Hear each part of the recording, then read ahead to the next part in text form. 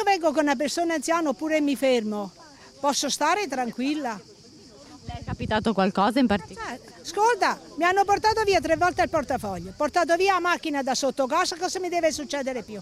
Per una mattina si sono riappropriati del loro parco e con dei cartelli hanno deciso di far arrivare un messaggio chiaro al sindaco Giordani. Il parco delle Campanule all'Arcella deve tornare ad essere vissuto serenamente dai residenti.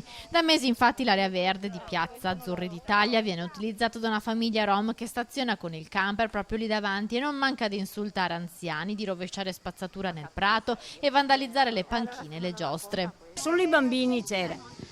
Sono venuti a sedersi vicino a me, una ha detto mettiti le mutandine, mi ha detto di tutto, parolacce, di tutto.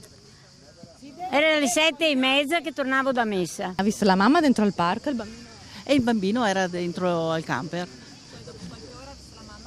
Dopo un po' di tempo è uscita con il passeggino, è andata a ritirare il passeggino con il bambino. I residenti sono esasperati. Il parco è frequentato da molti bambini e dagli anziani che soprattutto d'estate cercano un po' di fresco all'ombra della vegetazione. Secondo i loro racconti, negli ultimi mesi la convivenza con questo gruppo di rom sarebbe diventata insostenibile. A farne le spese anche gli ambulanti del mercato, che in più di un'occasione sarebbero stati minacciati dalle donne scese dalla roulotte, infastidite dall'allestimento delle bancarelle. Una situazione simile a quella di un altro parco dell'Arcella. Parco Morandi è la stessa cosa, lo stesso, zingari che sporcano, che si lavano nelle fontanelle, poi nell'area bambini, lasciano pattumiere ovunque. Insieme al gruppo di residenti al dell'Arcella anche la consigliera d'opposizione Leonora Mosco, che chiede un incontro con prefetto e sindaco e a quest'ultimo fa delle richieste precise. Chiedo che venga applicato il divieto di camping nelle aree prospicienti al parco, che non è più un parco dei bambini ma che è il parco dell'illegalità dei rom, poiché siamo tutti fortemente preoccupati anche dello stato in cui vivono questi bambini rom che rimangono per ore e ore sotto il sole